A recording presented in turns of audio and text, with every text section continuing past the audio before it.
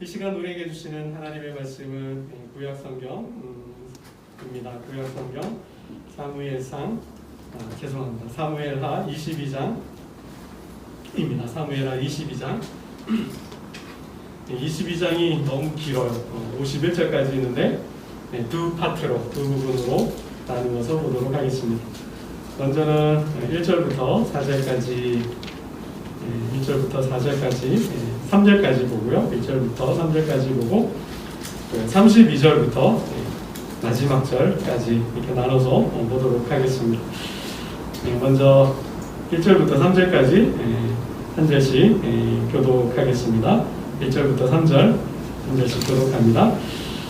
여호와께서 다윗을 모든 원수의 손과 사울의 손에서 구원하신 그날에 다윗이 이 노래의 말씀으로 여호와께 아뢰어 이르되 여호와는 나의 반석이시요 나의 요새시여 나를 위하여 나를 건지시는 자시요 내가 피할 나의 반석의 하나님이시요 나의 방패시요 나의 구원의 꿀이시요 나의 높은 망대시요 그에게 피할 나의 피난처시요 나의 구원자시라 나를 폭력에서 구원하셨도다. 32절로 가시면 됩니다.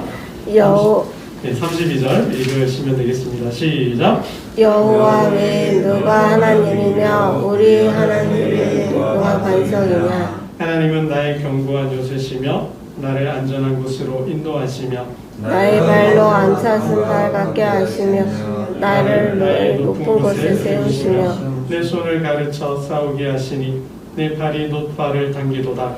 주께서 또 주의 구원의 방패를 내게 주시며 주의 온유함이 나를 크게 하셨나이다. 내 걸음을 넓게 하셨고 내 발이 미끄러지지 아니하게 하셨나이다. 내가 내 원수를 뒤쫓아 멸하였사오며 그들을 무찌르기 전에는 돌이키지 아니하였나이다. 내가 그들을 무찔러 전멸시켰더니 그들이 내 발 아래에 엎드러지고 능히 일어나지 못하였나이다.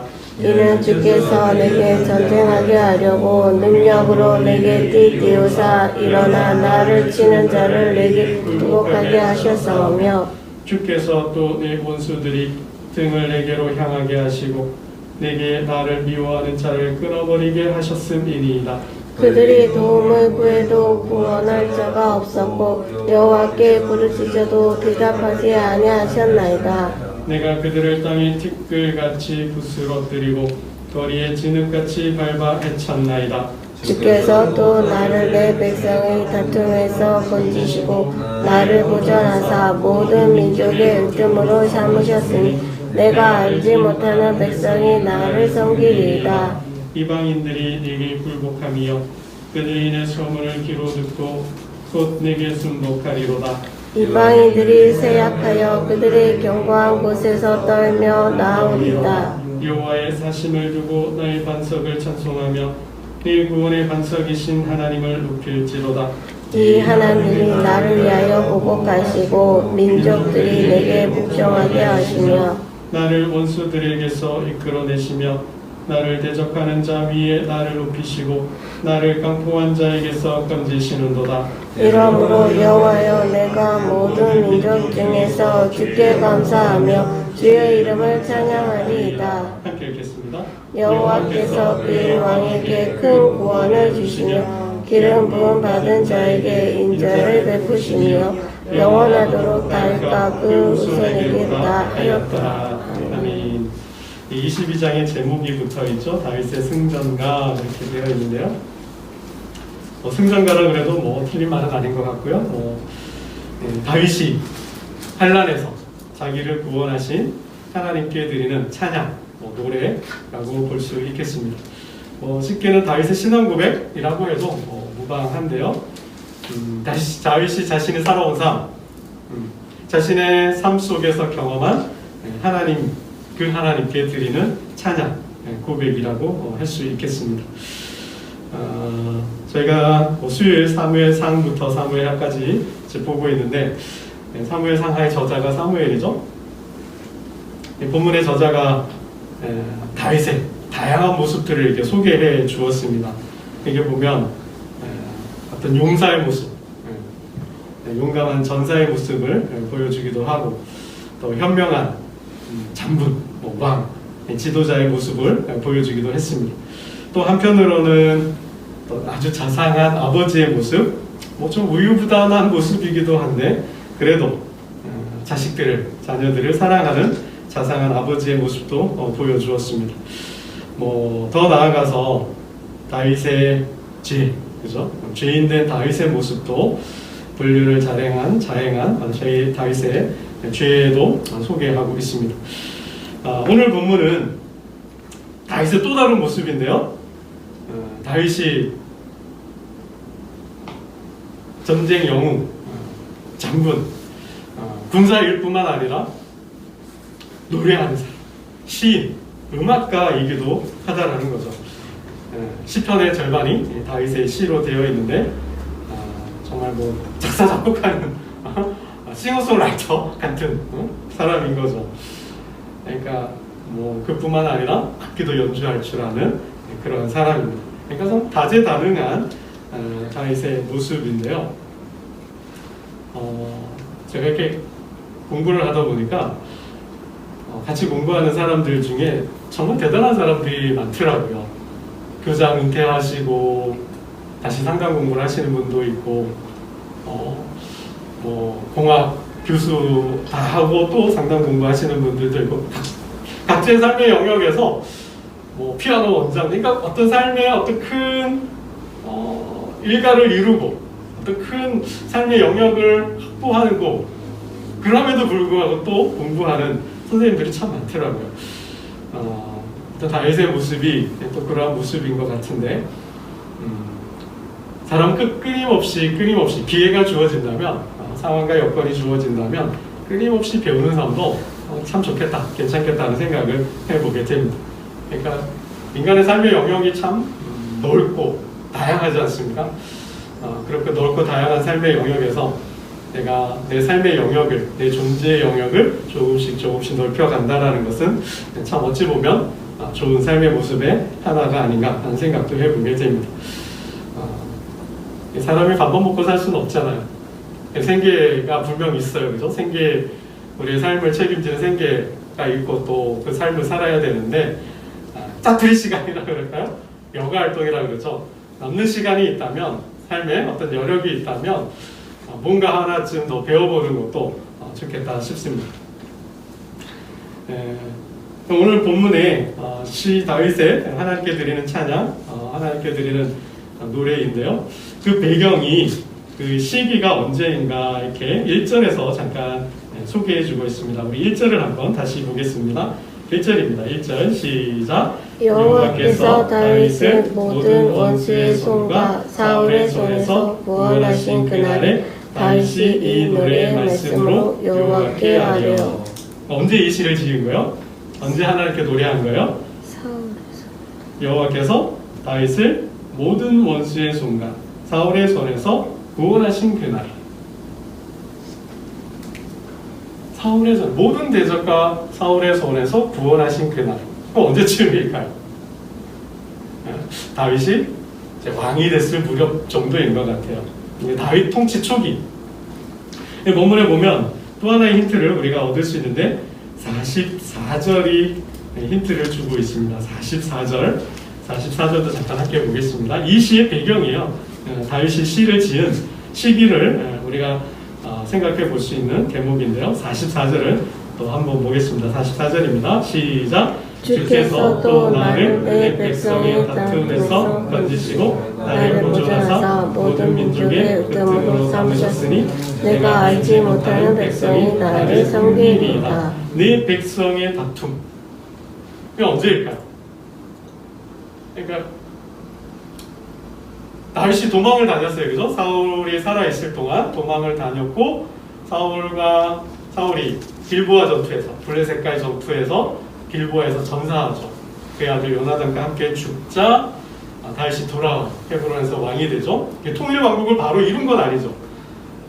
잠시 분열의 시기가 있었어요. 사울 왕이 죽자 그의 아들 이스보셋이 왕이 되고, 그러니까 아브넬이 사울 왕의 장수 아브넬이 사울의 아들 이스보셋을 왕으로 세웠죠. 그리고 북이스라엘, 북쪽을 통치를 했습니다. 그리고 남쪽에 다윗이 헤브론으로 와서 이제 왕이 된 거죠. 그러니까 요 분열 시기가 있었어요.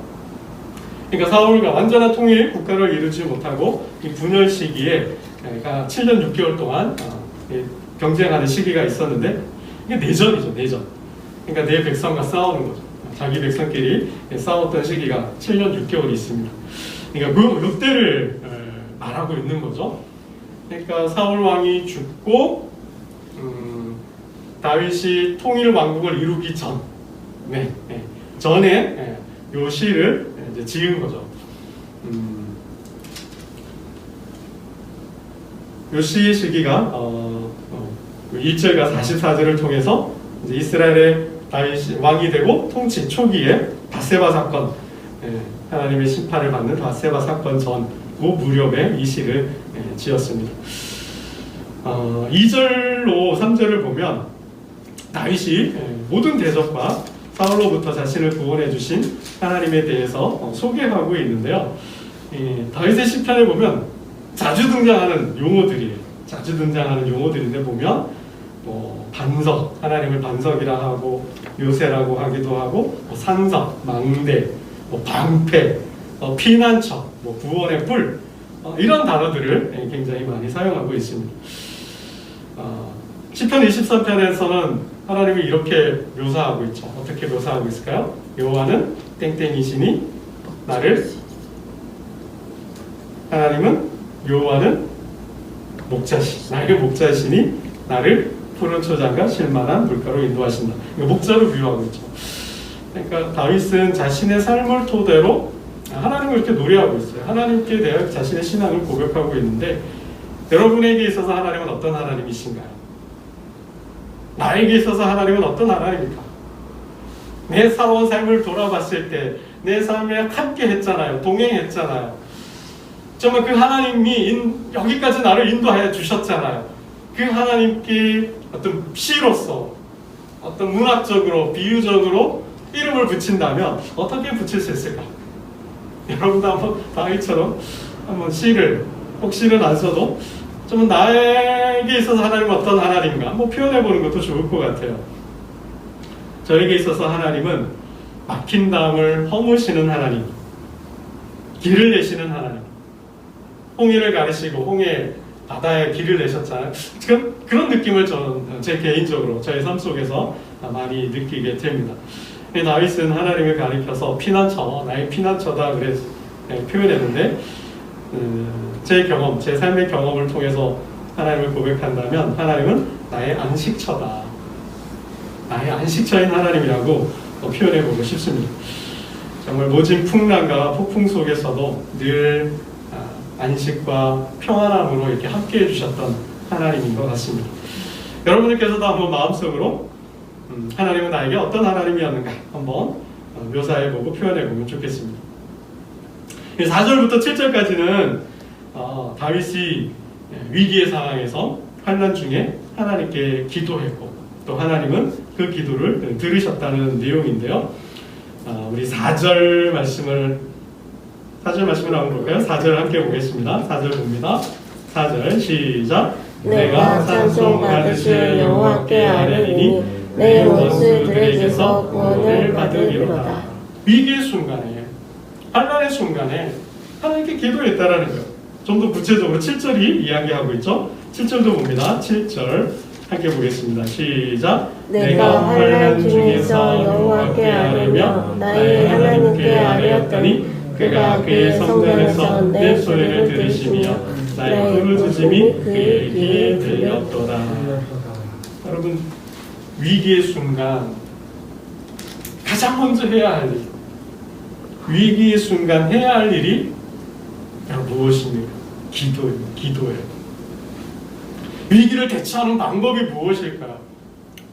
우리가 할 수 있는 인간의 수가 아니라 먼저 하나님께, 할 수 있다 하더라도 먼저 하나님께 나아가는 거예요. 하나님께 아뢰는 거예요. 하나님께 부르짖는 거예요. 하나님께 기도하는 게 먼저라는 거죠. 절대로 하나님보다 앞서가면 안 된다는 거예요. 하나님께서 도우시는 자, 하나님은 어떤 사람을 도우실까요? 하나님께서 도우시는 자는 기도하는 자를 돕는다 그랬어요. 그럼 하나님은 기도하는 자를 돕는, 그 기도를 들으시고 여러분, 내 자녀가 아프다고 힘들다고 괴롭다고 못하겠다고 떼를 쓰는데 소리를 지르는데 내 자녀가 아파서 지금 술이 먹겠다 죽겠다 그러는데 여러분, 가만히 있을 부모가 세상에 어디 있겠습니까? 움직일 수밖에 없는 거죠. 도와줄 수밖에 없는 거죠. 하나님도 똑같다는 거죠. 그래서 아버지로 묘사하고 있지 않을까? 자식이 떡을 달라는데 돌을 주고 고기를 달라는데 뱀을 줄 세상에 부모가 어디에 있겠느냐. 그 부모의 심정으로 하나님께서 말씀하시잖아요. 그러니까 하나님이 돕는 자가 누구인가? 기도하는 자를 돕는다라는 거죠. 그럼 하나님께서 움직이시는 때, 하나님의 군대를 움직이시는 때가 언제일까요? 기도하는 때죠. 다니엘서에 잘 나오잖아요. 다니엘이 기도할 때 왕이 꿈을 꿨는데 모르겠다, 너네들이 알아와라 했을 때 무릎 꿇고 기도하잖아요. 하나님의 군대를 보내서, 미가엘을 보내서, 하나님의 사절을 보내서 하나님께서 말씀해 주시지 않습니까? 그러니까 하나님 움직이시는 때가 언제예요? 기도하는 때. 기도하는 때이죠. 기도하는 때. 여러분, 저 아브라함, 이삭, 야곱의 하나님을 나의 하나님으로 삼는 게 뭘까요? 삼는 방법이 있어요. 하나님을 나의 하나님으로 삼는 방법, 만드는 방법. 여러분, 기도라는 거죠. 기도할 때 정말 하나님과 소통하는 거예요. 하나님과 교통하는 거죠. 저 멀리 계신 하나님을 내 가까이 계신 하나님으로, 정말 아브라함, 이삭, 야곱의 하나님을 나의 하나님으로 삼는 방법이 기도라는 것이죠. 언제 한번 주일 때 강구 시간에도 말씀을 드렸는데요. 다 설명할 수는 없지만 기억을 상기하는 의미에서 한번 다시 말씀을 드려보면, 기도는 신앙의 동력이다. 기도는 신앙의 동력이다. 신앙을 움직이는 힘이 기도라는 거예요. 신앙을 살아있게 만드는 힘이 기도라는 거죠. 여러분, 세상과 싸워야 돼요. 보이지 않는 영적인 사단과 싸워야 돼요. 그러면 분별해야 돼요. 그들을 싸울 수 있는 영적인 파워가, 힘이 있어야 돼요. 그게 다 어디에서 나와요? 기도에서 나온다라는 것이죠. 여러분, 그래서 기도는 하나님과 소통하는 통로일 뿐만 아니라 기도는 호흡이다. 기도는 호흡이에요.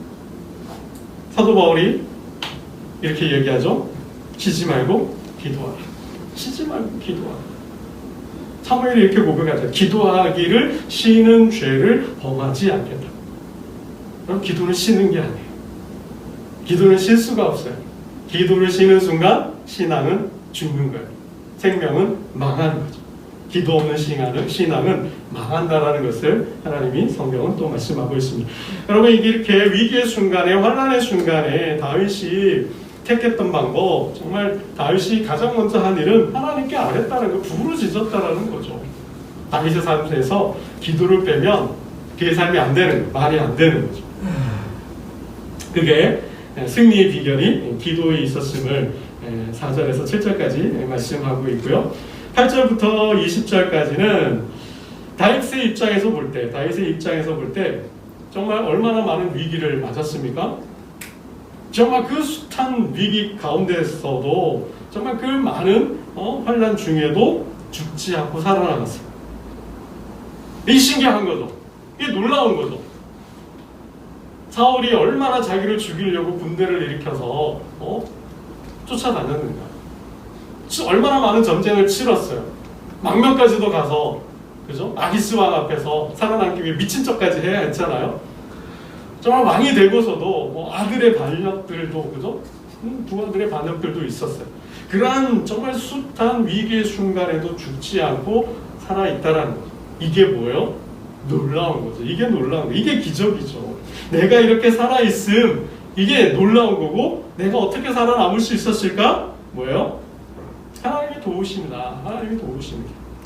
그러니까 말로 설명할 수 없어요. 말로 표현할 수 없어요. 그래서 비유적으로, 상징적으로 밖에는 설명이 안 되는 거예요. 하나님의 역사가 초월적이고, 하나님의 역사가 초자연적인 방법으로 나를 역사하셔서 나를 도우셨다. 하나님의 백성을 구원하셨다라는 것을 고백하고 있어요. 그게 언제? 기도할 때 하나님께서 역사하셨다, 움직이셨다라는데, 우리 8절 9절을 먼저 보겠습니다. 8절과 9절입니다.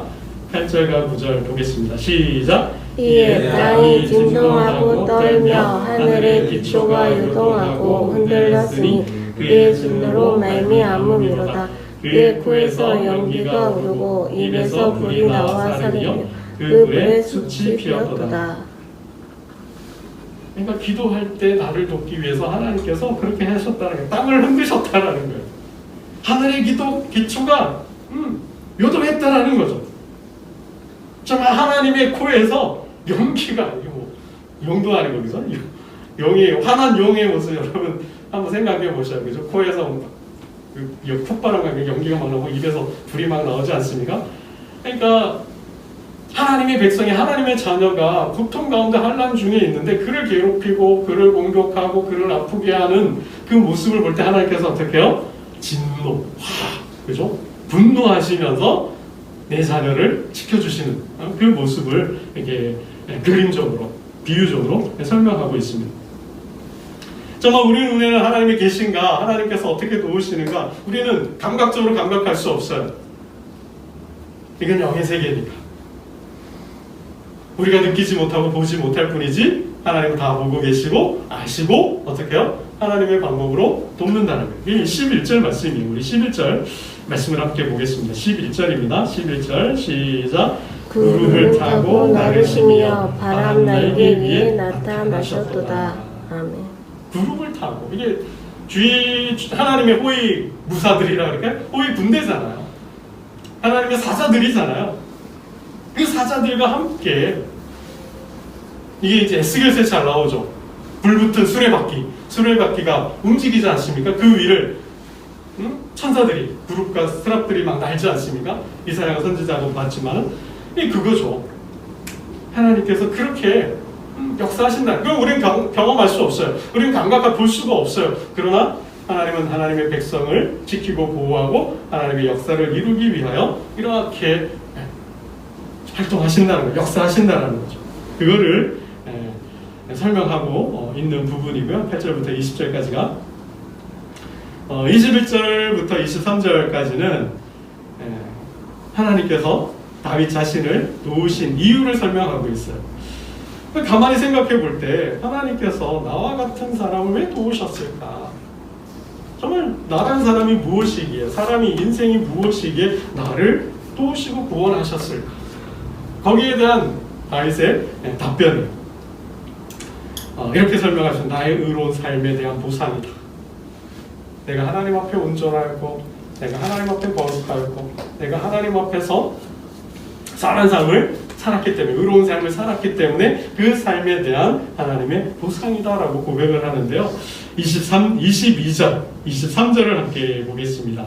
22절과 23절, 하나님께서 자신을, 정말 무가치한 자신을 구원하고 도우시는 하나님, 왜 도우셨을까? 거기에 대한 답이에요. 22절과 23절을 함께 보겠습니다. 22절, 23절 시작. 이는 내가 여호와의 도를 지키고 악을 행함으로 내 하나님을 떠나지 아니하였으며 그의 모든 법도를 내 앞에 두고 그의 규례를 버리지 아니하였음이로다. 뭐요? 하나님을 떠나지 않았다. 이게 중요해요. 어찌됐든 하나님을 붙들었다라는 거예요. 하나님을 의지했다라는 거예요. 하나님밖에 없는 거죠. 하나님을 떠나지 않고 철저하게 하나님을 믿고 의지했다라는 거예요. 그리고 자기 앞에 뭘 둬요? 하나님의 법을 두었다라는 거예요.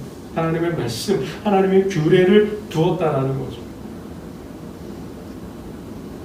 여러분, 도망 중에도 죽일 수 있었잖아요. 자신의 가슴에 칼을 겨누는 사울을 죽일 수 있었잖아요. 그러나 안 죽였어요. 왜요? 기름 부음 받은 자였기 때문에. 다윗이요, 장군이요, 내가 저자를 지금 베겠습니다라는 거잖아요. 그의 부하가 말했을 때, 뭐 됐어, 하나님께서 그렇게 하지 말라 하셨다는 거죠. 기름 부은 자 손대지 말라 했다는 거죠. 모든 원수 갚는 거 누구한테 맡겨요? 하나님께 맡기라 그랬어. 우리는 그냥 돌아가지. 그럼 이거죠.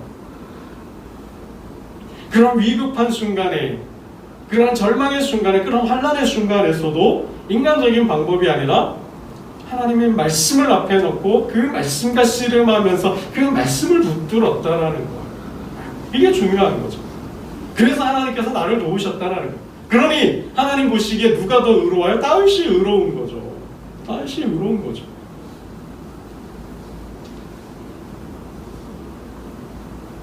여러분, 내가 자비할 때 내가 자비할 때 하나님께서 나에게 자비를 베푸시는 거예요.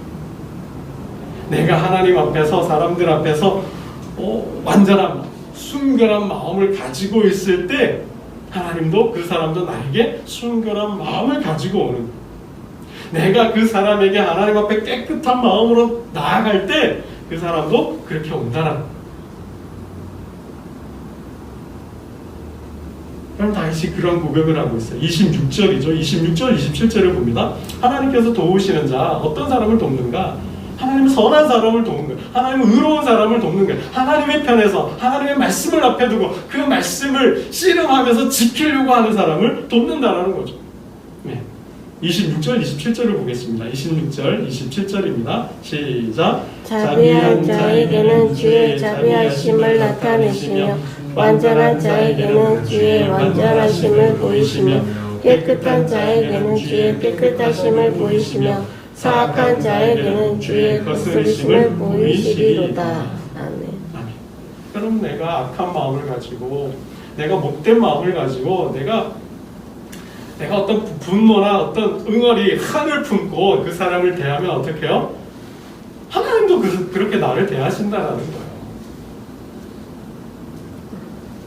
내가 주장하고 거스르고 반역하고 대적하는 마음이 있으면, 그럼 복수하고 싶은 마음, 원수 갚고 싶은 마음이 있으면 하나님이 나에게 그렇게 하신다는 거예요. 여러분, 이게 우리식으로 하면 죄송해요. 심보를, 마음보를 잘 써라 표현하고 있어요. 똑같은 거예요. 여러분, 손뼉도 부딪혀야 소리가 난다고 내가 그 마음이 있으면요, 상대방에도 똑같이 있다는 거예요. 우리가 아셔야 돼요. 내가 그런 마음이 있으면, 내가 대접받고자 하는 마음이 있으면 그 사람도 있는 거죠. 내가 마음이 불편하면 그 사람도 마음이 불편한 거예요. 내가 마음이 싫으면 그 사람도 싫은 거예요. 하나님도 똑같다라는 거죠. 이거는 어쩔 수 없어요. 그래서 우리 마음을 잘 써야 된다는 거죠. 설령 그런 마음 안 들 수는 없어요. 이게 인간의 마음, 감정이니까, 그렇게 느끼는 감정이니까 이걸 부인하고 부정할 수는 없어요. 근데 그 감정 처리를 잘해야 한다. 악하게, 나쁘게 했으니까, 당했으니까 똑같이 돌려주는 것이 아니라 그거를 승화해야 돼. 승화. 잘 처리를 해야 돼. 감정을 잘 풀어야 돼. 해소를 해야 돼. 좋은 방법으로, 선한 방법으로, 자기 자신을 개발하는 방법으로 가야 한다는 거죠. 그래야 하나님이 나에게 그렇게 대해주신다는 거예요. 예, 여러분, 우리가 주기도문에서도 있잖아요. 우리가 우리의 죄를 용서하여 준 것까지. 여러분, 분명 우리가 용서할 수 있는 힘, 용서의 기원은 십자가예요. 그죠? 하나님이 이미 십자가, 예수 그리스도를 통해 용서해 주셨어요. 우리는 그 힘으로, 그 은혜로, 그 사랑으로 용서하는 거예요. 그 사랑으로 우리가 나아가는 거죠. 손을 내미는 거죠. 근데 그 사랑을 받고 은혜를 입었는데, 용서 받았는데 용서 안 해줘, 사랑 안 해. 그럼 어떻게 될까? 또 돌아오는 거예요. 그 화가 나에게 돌아오는 거죠. 여러분, 우리가 이 이치를 잘 아셔야 된다는 거죠. 이 이치. 그리고 그래서 31절 말씀을 보겠습니다. 30절 31절을 보겠습니다. 30절 31절입니다. 시작. 내가 주를 의뢰하고 적신으로 달리며 내 하나님을 의지하고 성벽을 넘어나이다. 하나님의 도는 완전하고 여호와의 말씀은 진실하니 그가 자기에게 피하는 모든 자에게 방패시로다. 그리고 막아주시는 거예요. 내가 주의 의를 붙들고 적진으로 달리는 거예요. 하나님을 의지하고 성벽을 넘는 거죠. 하나님께 맡기고 나는 내 할 일을 하는 거예요. 하나님의 도는 완전하니까. 내 감정을 이기고, 내 마음의 화를 이기고, 내 마음의 그 고난을 이기고, 그 마음의 상처를 극복하고 하나님의 말씀을 붙들어서 그 말씀대로 행한다면 하나님께서 방패가 되어주십니다. 하나님이 구원의 불, 산성이, 안식처가 되어주신다는 겁니다. 그리고 32절로 마지막 51절까지는 다윗이 자신을 구원한 하나님에 대한 신앙 고백을 다시 한번 하고요. 어떻게 모든 대적에서 자신이 승리할 수 있었는지를 조금 더 자세하게 설명하고 있는데요. 35절입니다. 승리의 비결. 35절 함께 보겠습니다. 35절입니다. 시작. 내 손을 가르쳐 싸우게 하시니 내 발이 노타를 당기도다. 어떻게 얘기해요? 하나님께서 내 손을 가르쳐 싸우게 하셨다라는 거예요. 싸울 수 있는 방법, 싸울 수 있는 전략을 주셨다라는 거죠. 여러분, 이와 비슷한 말씀이 시편 144편 1절에 있어요. 나의 반석이신 여호와를 찬송하리로다. 그가 내 손을 가르쳐 싸우게 하시며 손가락을 가르쳐 전쟁하게 하시는도다. 그럼 블레셋과 싸우는데 어떻게 해요? 다윗이 이번에는 이렇게 싸워. 뽕나무 위에서 걸음 걷는 소리가 들릴 거야.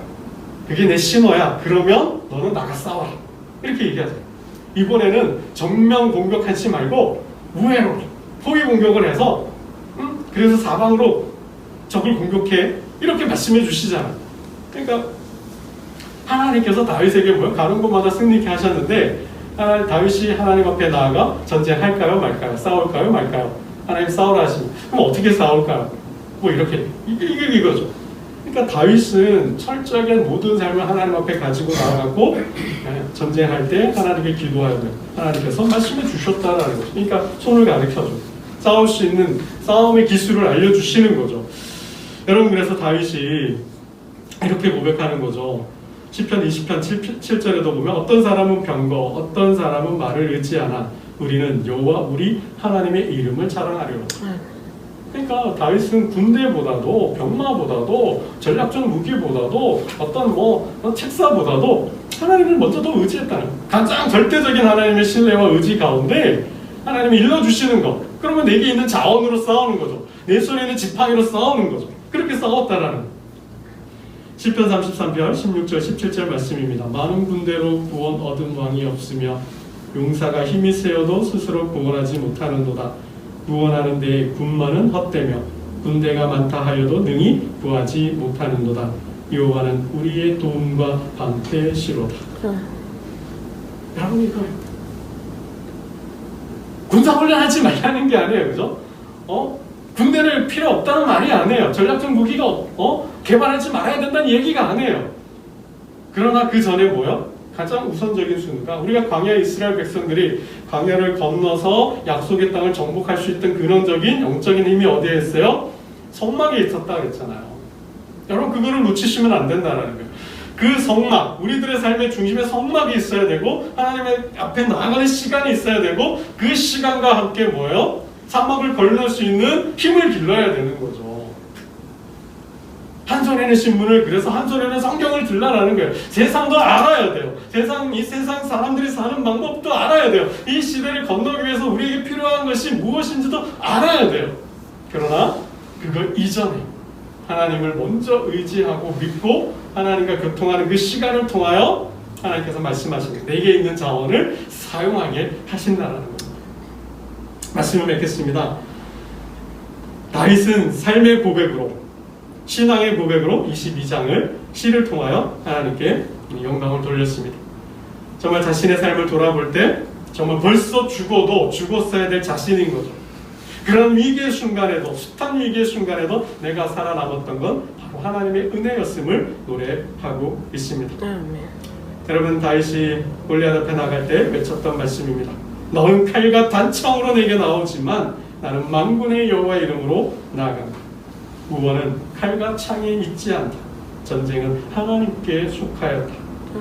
사울 왕 앞에 한 고백입니다. 왕이시여, 사자의 발톱과 곰의 발톱에서 건져내셨은즉 나를 이 블레셋 사람의 손에서도 건져내시리이다. 여러분, 살아오시면서 고백이 있으실 거예요. 나를 도우시고 나를 구원하시고 나를 격려하시고 위로하고 세우셨던 그 하나님이 계실 거예요. 그 하나님에 대한 고백을 건져내시리라는 그 고백으로 우리의 삶을 승리의 삶으로 만드는 저와 여러분 되시기를 주님의 이름으로 축원합니다. 기도드리겠습니다. 하나님 아버지, 다윗이 자신의 삶을 돌아보며 자신의 삶 생명과 자신의 살아있음은 하나님의 구원이고 하나님의 은혜요 하나님의 역사였음을 시로 노래하였습니다. 아버지 하나님, 우리의 삶 속에도 다윗의 노래가 있게 하여 주옵소서.